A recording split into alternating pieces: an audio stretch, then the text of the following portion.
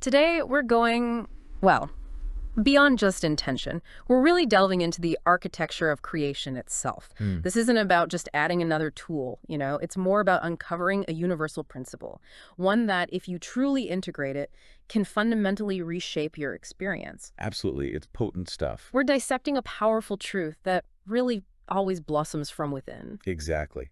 And our focus today is Richard Dott's work. It is done. The final step to instant manifestation. Right. And like you said, he's not really offering a new technique. It's more about highlighting this crucial kind of final step, something to amplify any process you might already be using. Okay. But maybe more profoundly, it's about systematically dislodging those deep, often invisible internal blocks, the things that keep us tied to what we don't want. Yeah, unseen stuff. Precisely. And Dotz himself, he spent a decade really grappling with this. Earnest effort, but lots of struggle. So his insights are, well, they're a real beacon for anyone feeling stuck on their path. So our mission today is clear then. We dissect Dot's core ideas, cut through the noise, and really understand these inner shifts, this profound sense of completion needed for rapid manifestation. And this chat, it's really for those who already get that true transformation, the reality-bending kind. It always starts deep inside. Well said. Dotz kicks things off with a really sharp observation. He says, when it comes to universal creative laws, people tend to fall into two camps. Okay. You've got those who manifest almost effortlessly, that seems to flow for them. Yeah. And then there are those who face this long, hard struggle, maybe sporadic success, but often hitting walls, even sabotaging themselves without knowing it. And the key difference, he says, isn't that the second group lacks power. Yeah, it's not about inherent ability. It's the presence of these self-imposed blocks, often totally unconscious. Okay, let's unpack this. Yeah. Because what makes them so powerful is that you often don't even see them. They're so deep in our conditioning, so normalized, they just feel, well, they feel natural, part of who we are. Dotz talks about his own experience being a chronic worrier. He picked it up, learned it. And while maybe that constant anticipation pushed him to achieve things externally, academics, career, Sure. it simultaneously locked him in this cycle of unhappiness. Subtle self-sabotage.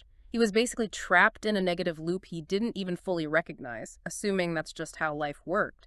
And that's the really insidious thing about worry, isn't it? It's not just a counterintention. It actually acts like a very potent negative visualization. Explain that a bit more. Well, think about your mind's creative power. It's designed to build what you focus on. Worry, Dotz argues, hijacks that engine. It diverts all that energy into blueprinting the very things you're desperately trying to avoid. Wow. He spent 10 years doing this, often telling himself he was just being careful or logical.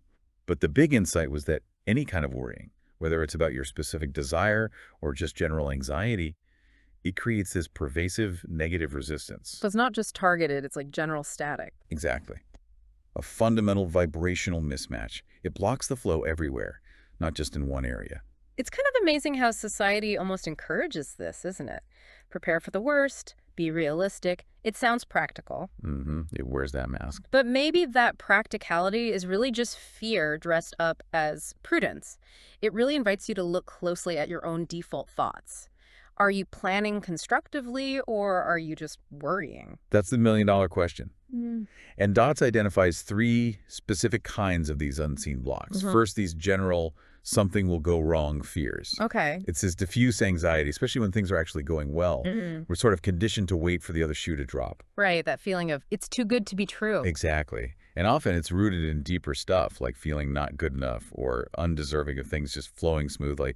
It's illogical, but it's a powerful resistance. So not just specific worries, but a general expectation of trouble, a kind of background hum of negativity. Precisely. The second block he points to is a deep distrust in universal principles. Yeah, skepticism born from that societal story. Effortless good is too good to be true, or there's no free lunch. Dotz uses the contrast of a newborn baby. How so? A baby doesn't question if it's worthy. It just expects its needs to be met. And somehow the universe conspires to meet them. We as adults often lose that inherent trust. We buy into the idea that struggle makes us worthy. That's a powerful point. Trading trust for a belief in struggle. Okay, and the third block. Impatience. And this isn't just wanting things fast. It comes from a really sharp conscious awareness of the current absence of your desire. Ah, the focus on lack. Exactly. And the paradox is, the more you focus on the lack, the more energy you pour into keeping that reality stuck right where it is. Impatience is often a symptom of those deeper fears and distrust. A little voice doubting it will ever happen. It's a subtle resistance, but relentless. Very. And this feels like where the logical mind, the ego, really digs in. Its job is protection, right? So it resists letting go of control to these universal principles it can't easily measure. Absolutely. It throws up all these seemingly rational arguments. Come on, if it was this easy, everyone would be rich and happy. That kind of logic becomes a huge block itself. It stops you from even trying or from sticking with it. It's that inner critic saying, I told you so, before you even really start. So we've identified these blocks. What's the way through? What does DOTS offer? This is where it gets really interesting, I think. Yes. After breaking down these blocks, he introduces the "it is done" technique. And importantly, he frames it not as a replacement for other practices, but as the vital final step. An amplifier. Exactly. An amplifier that takes any manifestation practice to its peak effectiveness. It's like adding the final, crucial, energetic signature, the seal of completion. And it is done. Has that ancient resonance, doesn't it? Like, amen. Precisely. And so it is, or it is done. It's far more than just saying words. It's fundamentally a display of complete faith and trust. A declaration. A declaration that your desire is already here. It's already complete in the energetic realm. It signifies totally letting go, releasing the struggle, the fear, the striving, and just allowing the fulfillment to unfold. It's the ultimate statement of knowing. And the key is the feeling, right? That inner state associated with it is done. That's paramount. It's that deep sense of peace, closure, satisfaction. Like after you've finished a really big project, you've done your part, and now it is done. And Dot stresses, this is a vibrational state you can consciously choose. Now, regardless of what's happening outside, you don't wait for proof. You generate the feeling first. And the external has to follow that feeling. Yeah. The practical application is actually quite elegant, very simple. It can be added onto any visualization or intention setting you do. Okay, walk us through it. First, find a quiet spot, minimize distractions. Second, take 3 deep breaths. Really feel the energy moving within you. Yes. Then, visualize your desire as already real, or state your intention very clearly.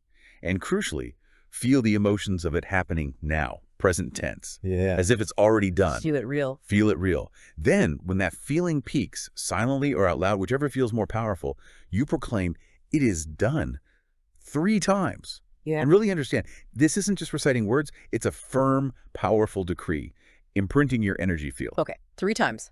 Firmly? Then, you shift focus slightly.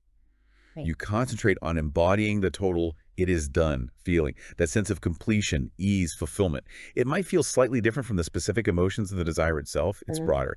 The certainty of completion. Got it. Immerse in that feeling for maybe 15, 30 seconds.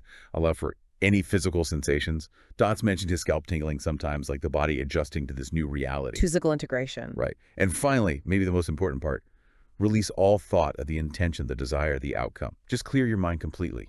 Let it go. The whole thing should feel effortless, even kind of fun, not like hard work. That release is key. Dots shared a great little story recently, didn't he? About a jackpot machine. Yeah, that really illustrates it well. He used the "it is done" approach for winning a prize at a shopping mall machine, something he'd tried before, never worked. Right. His visualization wasn't super detailed. He just pictured himself calmly queuing up to get a prize. But the crucial part was the purity of the intention and anchoring that feeling of completion, that it is done, vibration. Feeling is the secret, as Goddard said. Absolutely. He went up to the machine, feeling calm, knowing, and he won, just like he'd imagined.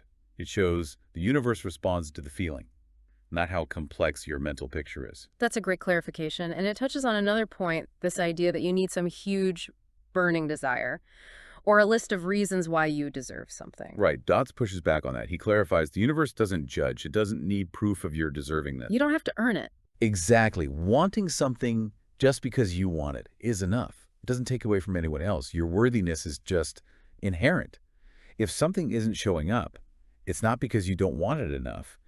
It's likely an unconscious block is still active. So it is done isn't just for manifesting specific things, is it? It has broader uses. Definitely. Think about using it in a crisis or an emergency. Right. Instead of reacting with panic, you immediately picture the best outcome. Lost item found, problem resolved, chaos calmed. State the highest intention for it, and then, with real conviction, It is done. Shifting the energy right It there. can bring instant calm and really help things resolve faster. You're redirecting the energy. And what about just those random worries that pop up during the day? Doubts about something you're wanting? That's maybe even more powerful. A Hmm. spontaneous worry arises maybe about that thing you set an intention for. You don't have to spiral. Just instantly counter it. It is done. Anchor back into that feeling of completion. On the spot. It dissolves the thought's power right then and there. Prevents it from becoming a solid block. Keeps you aligned. It's like an energetic shield against doubt. Okay, so we understand the blocks, we have the technique. Yeah. How do we know it's working? How do we recognize these inner shifts are actually happening, that the blocks are dissolving? Good question. Dots give some clear indicators. Things to look for within yourself and in your experience. The first big one is just a general feeling, right? A sense of lightness, freedom in your daily life. Exactly. A noticeable absence of that background hum of fear, worry, impatience, or distrust. Your spontaneous thoughts just start to feel happier, lighter. Not because you're forcing it, but naturally. An effortless state of being. That's it. You'll also likely notice things speeding up. The time between setting an intention and seeing it manifest gets shorter, more precise. Less lag time. Right, things unfold with more synchronicity, and you'll have this intuitive knowing, recognizing how events are directly linked to your inner state. And then there are the surprises, the unexpected gifts. Yes. Things you might have wanted ages ago and totally forgotten about suddenly show up. Dots talks about this happening. Like the universe keeps perfect records. He says it maintains a perfect, compassionate record. It never forgets a pure intention. When the block's clear, delivery happens. Yeah. And maybe the most mind-bending sign of real alignment. Things start showing up before you even consciously ask. How does that work? Dots gives an example of a faulty item he bought. Before he even started the return process, the replacement just appeared, sent by the manufacturer automatically. That's beyond just manifestation. It really is. It points to this deep, harmonious co-creation. The universe anticipating needs, delivering perfectly, reflecting its highest intention for you, which is essentially unconditional love. When you strip it all down, the universal laws are incredibly simple, aren't they? Fundamentally simple. Life is meant to be creative, joyful, effortless. Dodge is emphatic. Struggle is always optional. It's a detour we choose, consciously or not. And the biggest shifts, the real transformations, they always start inside. Releasing limits, embracing trust. It's not about pushing harder. It's actually about cultivating less resistance, profoundly less resistance. So a final thought for you listening. Really consider, in what subtle ways might those unseen blocks, those fear-based thoughts, still be running the show disguised as practicality? And how might really committing consciously and unwaveringly to this "it is done" principle unlock a deeper, more effortless creative flow in your life, allowing you to truly live as if your highest intentions are not just wishes, but already undeniably done?